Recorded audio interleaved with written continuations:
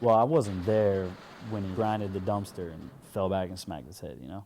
But that's not what made him turn to religion. Either a few days before or a few days after that, he got ran over by a Pacific Belt truck, like full on from his ankle all the way up. And he didn't break a bone. And it was in front of mag skaters.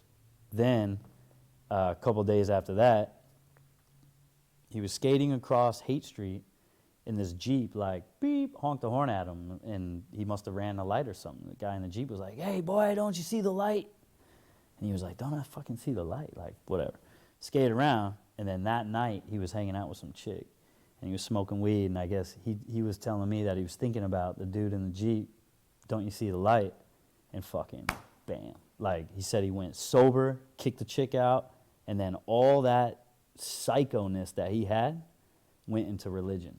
And next thing you know, before every time he tried a trick, he'd open up the Bible, read a verse, and that was going to be the outcome of the trick. In time code, he 50-50 grinds this long ledge. It's in on the top of a parking ramp, and it goes flat. And then he, pops off onto the sidewalk. And while we were skating that thing, he fucking grinds, his front truck comes off, and he falls backwards and rolls and whap. I mean, he smacks his head so hard. So I run over there to see if he's all right, and he's praying, and he's asking for forgiveness, and he's apologizing. And, like, when he was done praying, I'm like, yo, dude, like, what are you praying? What are you apologizing for?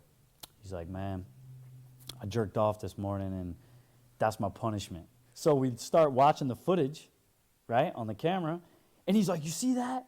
You see that? Like, he swore that he could see God's hand come down and, boom, mush his head into the ground. And I was like, get the fuck out of here, right? And I had to deal with that every day until I just had to, like, completely separate myself. If you were wearing, like, for me, I would be wearing a necklace. And he'd be like, yo, Kalis, dude, you're going to hell. You're going to burn in hell for wearing that necklace. You represent a female. It was the most cockamamie, like, jibber-jabbish, like, he spoke in tongues, it was so all over the crazy map. I had this argument with him about Hubba Hideout and how he was going to switch back tail it even though Kalis already did, and I'm like, you can't do that. He's like, it don't matter. I'm like, oh, it doesn't matter. I'm like, you can. So he was doing a sermon for this church. There was probably 300 people there.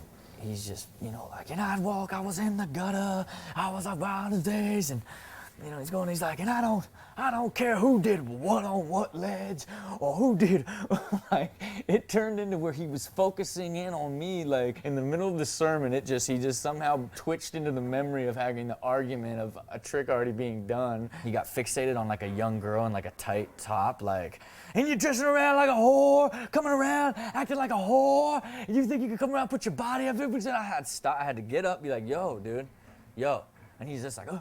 And people were saying to me, I can't believe that didn't move you. And I'm like, what? None of it even made sense. Like, the guy was just like, it's like, it was so crazy. And they were just like, oh. He has some pretty heavy, mental stability issues that far outweigh anything that he wants to do. You know what I mean? He could want to be someone, but he's mentally not capable of being the person he wants to be.